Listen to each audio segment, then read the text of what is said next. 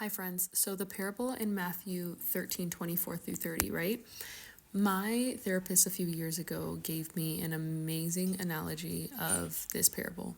So in the parable, Jesus is telling his disciples that when a man, let's call him the farmer, sowed good seeds, good wheat into the ground, while he was asleep, an enemy came and sowed tares like weeds, right, with them into the ground. And when the harvest came and they start to sprout, the servants came and told him that they weren't good seeds. And he said, an enemy has done this. The servant said that we are going to go and gather up the tares.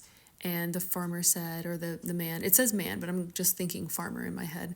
He says, no, leave them, because if you pull up the tares, you may also pull up the wheat as well. So just leave them both. And when they're fully grown, then we can separate the wheat from the tares, as God is going to do within his church. What my therapist told me was that sometimes people come into your life and they are sowing bad seeds in your head and your brain. Sometimes it can even sound like they're good seeds, but they're bad seeds.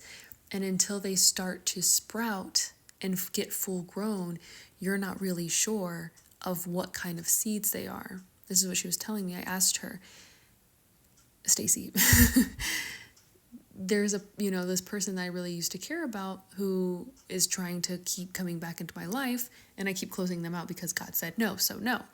And I asked her, why does this person keep trying to come back?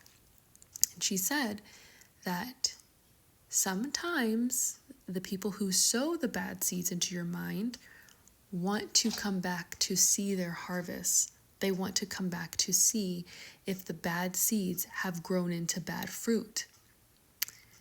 And I asked her, okay, so what do I do? And she says that you're going to need to start pulling weeds. When a weed is full grown, which is a thought in your mind, because they're planting them in your mind. Your mind is the garden or the fields of crops. And people are going to come into your life and they're going to either plant good seeds or bad seeds. And that's why you really want to surround yourself with good people, Christian people, faith-based people that are going to fill your mind with the seed, which is the word.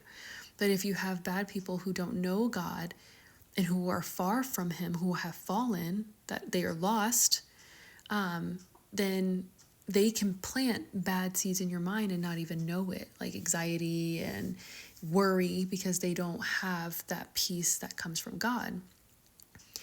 And so she just told me to just keep pulling weeds. When a weed or a plant, in my head, a thought is full grown, capture it, ask yourself, is it true and does it align with the facts of the Bible? And if it does not, pull weeds. She's like, just keep pulling weeds. Separate the wheats from the tares in your life. I don't know if this is going to help anybody, but if somebody's trying to keep coming back into your life, they might want to see if the bad seeds that they planted are going to produce bad fruit. And they're not on God's watch, not by God, my Father.